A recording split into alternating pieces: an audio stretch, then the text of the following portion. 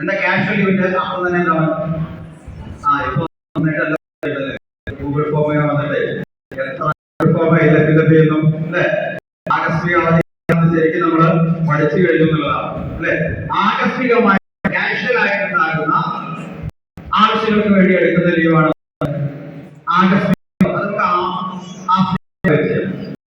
എന്നാല് computer half day ചെയ്യാൻ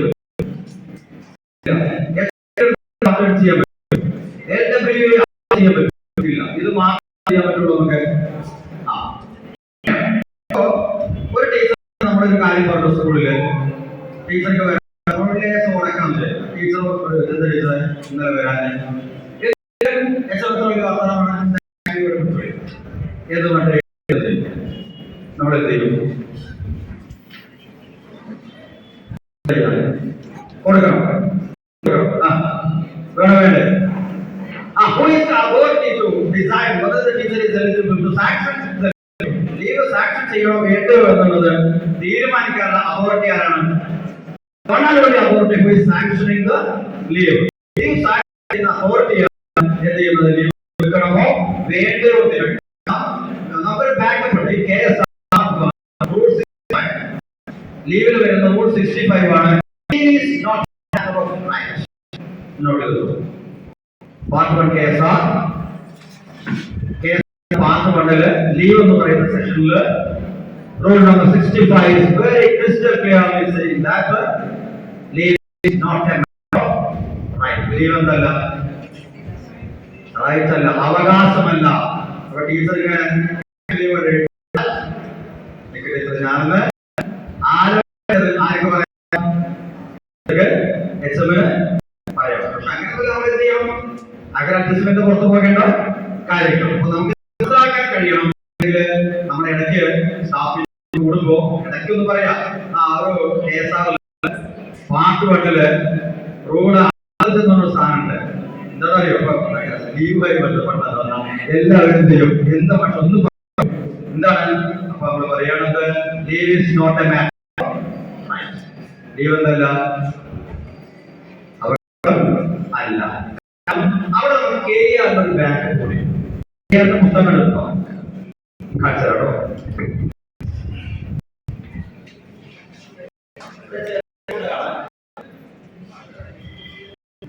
ഒരു പുസ്തകം ഇതാണ് KR. കണ്ടോളന്നില്ല. കാരണം ടെസ്റ്റ് പാസ്സാവാൻ ചില രീതികളുണ്ടല്ലോ, നമ്മൾ അങ്ങനെ കാണുന്നു. ഇതില് ചാപ്റ്റർ 9 ഉണ്ട്. ചാപ്റ്റർ 9 KR ചാപ്റ്റർ 9 ഡിസിപ്ലിൻ എന്ന് പറയുന്ന ഭാഗമാണ്. ഡിസിപ്ലിൻ നമ്മളത് വായിച്ചു. അതില് 10ാമത്തെ റൂൾ സ്കൂളിന്റെ അതോറിറ്റി ആണെന്നറിയോ? അല്ലെങ്കിൽ ഡിസിപ്ലിൻ അനുസരിച്ചിട്ട് ആരെന്നറിയോ? HMനെ സഹായിക്കുന്നതാണ് ആരാണ്? വ്യക്തമായിട്ട് പറയുന്നുണ്ട്. Head master of a school is responsible for all matters connected with the discipline in the school. സ്കൂളിന്റെ ഡിസിപ്ലിനുമായി ബന്ധപ്പെട്ട എല്ലാ മാറ്ററുകളുടെയും റെസ്പോൺസിബിലിറ്റി ആരാണ്? The one and only H. അതായത് താഴെ പറയാണ് 10(2) The headmaster may require any of his assistants during holidays or outside school hours on weekdays to do work in connection with the school. സ്കൂളുമായി ബന്ധപ്പെട്ട ഒരു കാര്യത്തിന് ഹോളിഡേയ്സിലോ സ്കൂൾ അവേഴ്സിലോ അല്ലെങ്കിൽ വീക്കെൻഡ്സിലോ ഒക്കെ പറയാൻ കാര്യം നമുക്ക് ചെയ്യണമെന്ന് പറഞ്ഞാൽ ഈ കാര്യം 10:4 പറഞ്ഞാൽ you are the authority to decide. അത് ഡിസൈഡ് ചെയ്യാനുള്ള അതോറിറ്റി ആരാണ്? നമ്മളാണ്. ആരാണ്? 1959 പാസ്സാക്കിയ KR with the backup of KR chapter rule number 10. KR അങ്ങനെ പറയും, ചാപ്റ്റർ വെച്ചാണ് റൂൾ പറയും അല്ലേ? അപ്പൊ നമ്മുടെ മാത്സ് സാധനം ഇങ്ങനെ വെക്കും. ഇത് ഇടയ്ക്കൊന്നും എന്ത് ചെയ്യാൻ ഇങ്ങനെ മാർക്സ് KSR നമ്മളില്ലാത്തപ്പോ സ്റ്റാഫ് എന്താ ടീച്ചർ വലിയ വാക്കൊന്നും എടുത്ത് വെക്കുന്നത് അണ്ടർലൈൻ ചെയ്ത് വെക്കും. പരീക്ഷയ്ക്ക് പോകുമ്പോൾ നമ്മൾ ബുക്കൊന്നും അണ്ടർലൈൻ കൊണ്ടുപോകാൻ പറ്റില്ല. പക്ഷെ നമ്മുടെ ഇവിടെ എന്ത് ചെയ്യാതെ കൃത്യമായി ചെയ്യാവുന്ന കാര്യം. അപ്പോ rule number 10 of chapter 9 area crystal clear, very clearly says that headmaster is the authority to maintain the discipline. ഈ ഡിസിപ്ലിൻ വേണം ആദ്യം നമ്മള് ചില കാര്യങ്ങൾ ഒരു ഞാൻ കഥയിൽ വായിച്ചു. ആ സ്കൂളിൽ നിന്ന് സ്കൂളായിരുന്നു, അങ്ങനെയൊന്നുമില്ല. ആ സ്കൂൾ ഒരു 8 മാസം അപ്പൊ സ്കൂളിന്റെ ഗതിയൊന്നും ആലോചിച്ചത് അങ്ങനെ ഒരു 8 മാസം അതേ ഡിഒക്ക് നിരന്തരം സ്കൂളിന്റെ നിലവാരമായിട്ട് മെച്ചപ്പെടും. അങ്ങനെ ഒരു ദിവസം ഡി ഒക്കെ കാർ ഓടിച്ചു നേരെ 10ാം ക്ലാസ് പോയി. ഡിഒ എന്താണ് കണക്കിന് തോന്നി 10ാം ക്ലാസ് 19 20 40 അല്ലെ അപ്പൊ തന്നെ ഡി ഇഷ്ടപ്പെട്ടു. ഡി ചോദിച്ചു കേരള സംസ്ഥാനം കോഴിക്കോട്. നിലവാരം ഗതിയാണ് ഇത് കാണുന്നത്. അവർക്ക് 2 ലക്ഷം കാരണം ഇല്ലാത്ത സമയം പക്ഷേ ഉറപ്പാണ് കാരണം എന്താ ശരിക്കും പറഞ്ഞു സാറ് കഴിഞ്ഞ ഞാൻ ഉദ്ദേശിച്ച ക്ലാസ് പോലും ചോദിച്ചപ്പോ എന്നോട് ഒരു സംഖ്യ പറയാൻ തുടങ്ങി, അല്ലെങ്കിൽ സ്ഥലം പറയാൻ തുടങ്ങി. അപ്പൊ എന്താണ് ചില കാര്യങ്ങൾ അങ്ങനെയൊക്കെ എടുത്ത് മനസ്സിലാക്കേണ്ടി വരും, അങ്ങനെയൊക്കെ നമുക്ക് വേണ്ടി വരും. അപ്പോ അത്തരത്തില് വയബിളായിട്ട് അക്കോർഡിംഗ് ടു സിറ്റുവേഷൻ നമുക്കത് കഴിഞ്ഞ് എങ്ങനെയൊക്കെയാണ് ദൈവത്തെ നമ്മളവിടെ ഉപയോഗിക്കേണ്ടത് ഏറ്റവും പ്രശ്നമായ സംഭവം എന്നുള്ളത് ഞാനിവിടെ എത്ര തരത്തിലുള്ള ടീമുണ്ട്?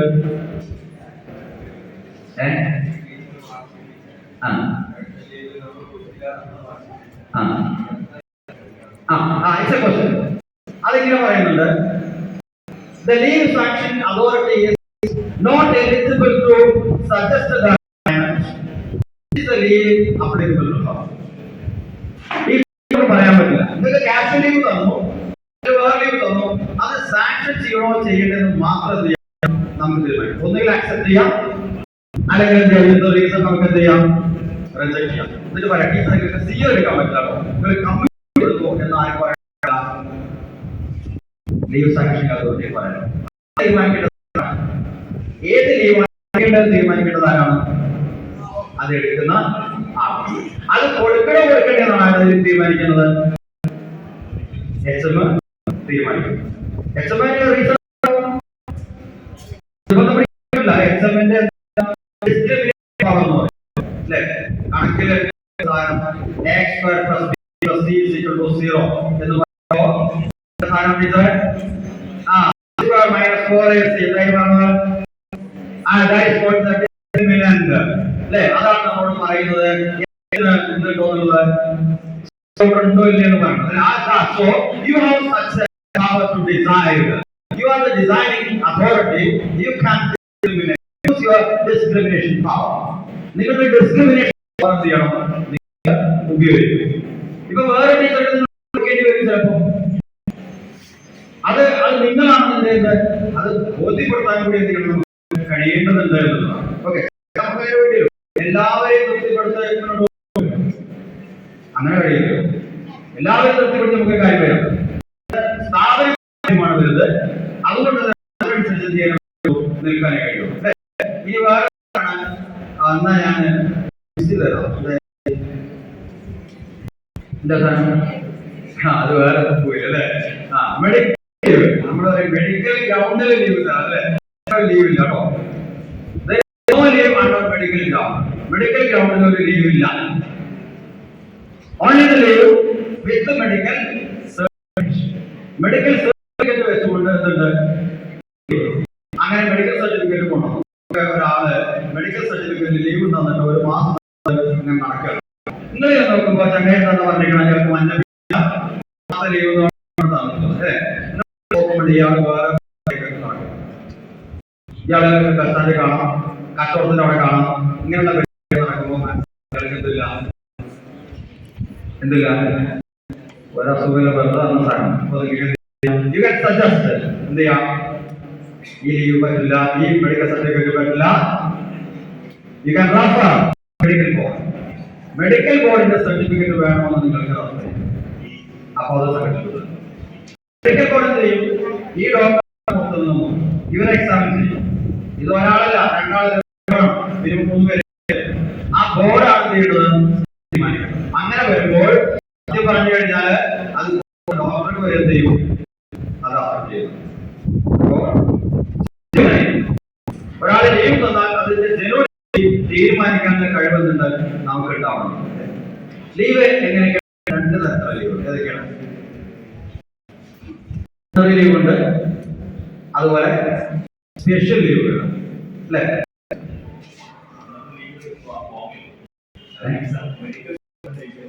മെഡിക്കൽ ഗ്രൗണ്ട് എഴുതാൻ പാടില്ല. ലീവ് മെഡിക്കൽ ഇനിയിപ്പോ സാറിന് ഇനി മുതൽ എഴുതുമ്പോൾ ശ്രദ്ധിക്കും. ഈ മെഡിക്കൽ സർട്ടിഫിക്കറ്റ് നമ്മുടെ ലീവ് എടുക്കും.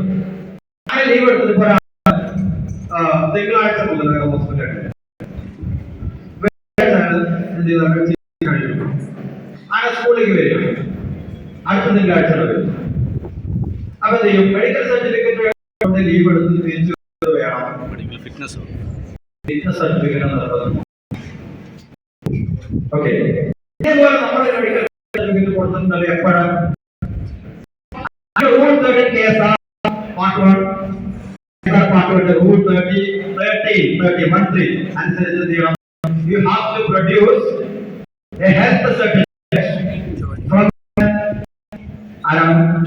not below the rank of a civil surgeon.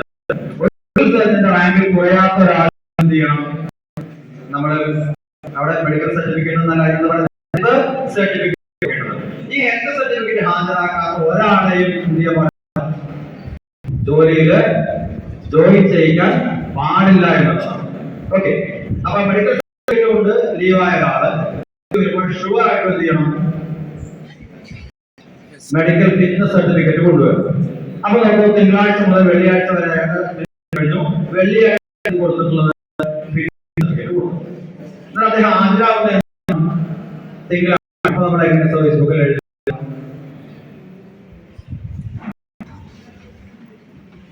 എന്ത് ചെയ്യും, നമ്മളെങ്ങനെ എഴുതുക, ഇല്ല എത്ര ദിവസം മുതൽ എത്ര ദിവസം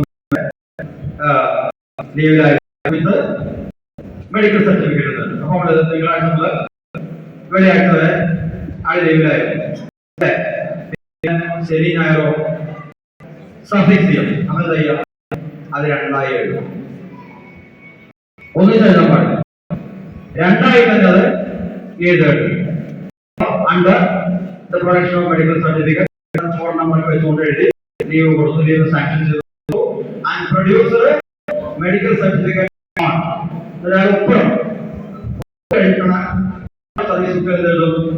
on the production of the medical certificate, medical fitness certificate. ശരിയും ഞാനും സഫിക്സ് എന്നാണ് ഒന്നിച്ച് എഴുതി വെക്കാനായിട്ട് പാടില്ല. അത് പ്രത്യേകം നമ്മൾ ശ്രദ്ധിക്കേണ്ട ഒരു കാര്യമാണ്. മെഡിക്കൽ സർട്ടിഫിക്കറ്റിൽ ലീവ് എടുത്ത് സഫിക്സും പ്രഫിക്സും ഒക്കെ വരുമ്പോൾ കൃത്യമായിട്ട് ഇപ്പൊ അങ്ങനെ എഴുതിപ്പോയി പെട്ടെന്ന് ചെയ്താൽ പോകണ്ട, ഈ എഴുതുമ്പോൾ ശ്രദ്ധിക്കാനുള്ള കാര്യമേ ഉള്ളൂ. ഓക്കെ, അത് വളരെ പ്രധാനപ്പെട്ട ഒരു കാര്യം. ഓക്കെ, ഇനി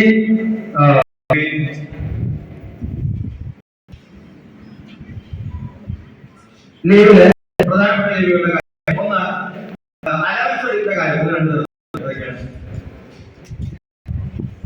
നമ്മൾ പറയുന്നത് ലോസ് ഓഫ് പേ എന്ന് പറയും അല്ലേ. അങ്ങനെ ഒരു ലീവും പറയാൻ പാടില്ല. Leave without allowance, LWA.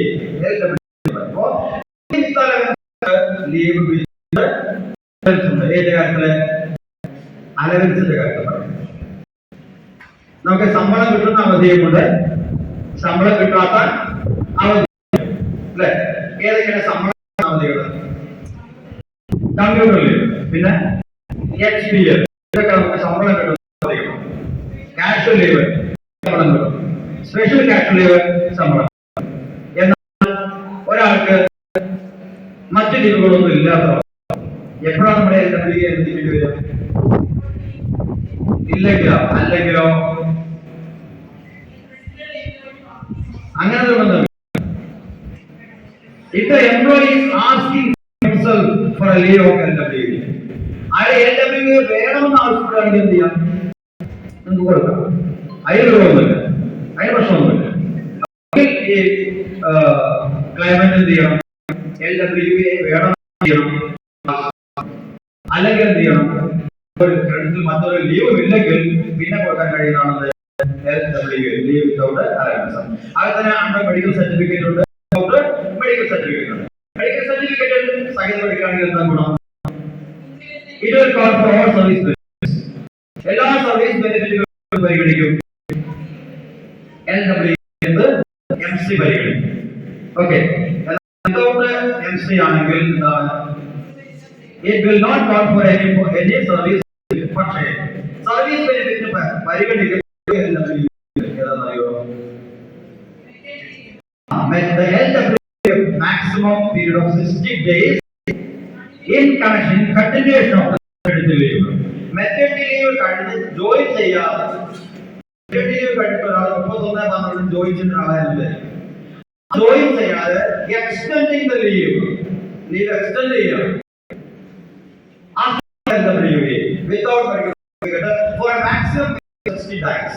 അറുപത് ദിവസത്തിന് വേണ്ടി നമുക്ക് അങ്ങനെ അദ്ദേഹം ആവശ്യമില്ല കൊടുക്കാം. Kind of service. എന്താ കാരണം? മെറ്റേണിറ്റി എന്ന് പറയുന്നത് ഒരു വലിയ പദ്ധതിയാണ്.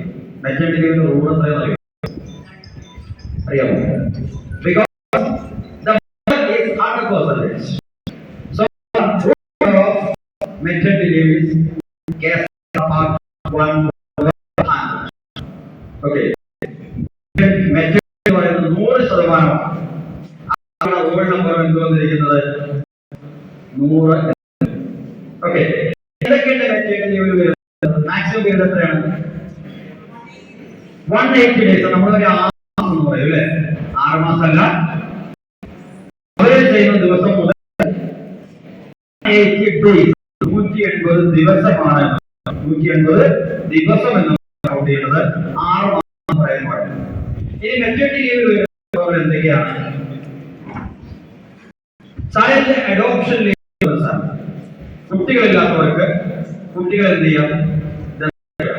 അതിന് മാക്സിമം എത്രയാണ്? 180 days മാക്സിമം അല്ല. അതിന് വേറൊരു കാരണം കൂടി പറയാം. കുട്ടിക്ക് 1 വയസ്സ് തികയാൻ സമയം വേണം. Or 180 days. ഇതിലേറെ കുറവ് ആയിട്ട് 10 മാസമുള്ള ഒരു കുട്ടിയുണ്ട്. 10 മാസം. ഇനി 1 വയസ്സ് പൂർത്തിയാവാൻ എത്ര മാസം വേണം? 2 മാസം. 10 മാസം ഒരു കുട്ടിയെടുത്ത് 100 ദിവസം മെറ്റേണിറ്റി ലീവ് കിട്ടണം, അഡോപ്ഷൻ ലീവ് കിട്ടണമെന്ന് എന്തെയ്യാം? Cannot manage. എത്ര കൊടുക്കും? 2 മാസം. 1 മാസം പ്രായമുള്ള അപ്പൊ എന്ത് ചെയ്യാം? 180 ദിവസം വരെ. ഇത് ഏതാണോ കുറവ് മാക്സിമം എന്നല്ല പറയുന്നത്, ഏതാണോ കുറവെങ്കിൽ അതാണ് കുറവ്. അപ്പൊ അങ്ങനെ അതൊരു മെറ്റേണിറ്റി ലീവിന്റെ പരിധിയിൽ വരുന്ന സംഭവം.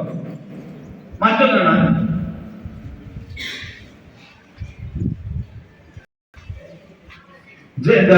Maternity leave to the genetic mother of a surrogate baby. എന്താ സറഗേറ്റ് ബേബി എന്ന് പറഞ്ഞാൽ? ഗർഭപാത്രം വാടകയ്ക്ക് എടുക്കുന്ന ഒരു സംഭവം അല്ലെ? എന്ന് പറയുന്ന സിനിമ, അതിനായിട്ട് ചെറിയ വ്യത്യാസം എങ്കിൽ പോലും അങ്ങനെ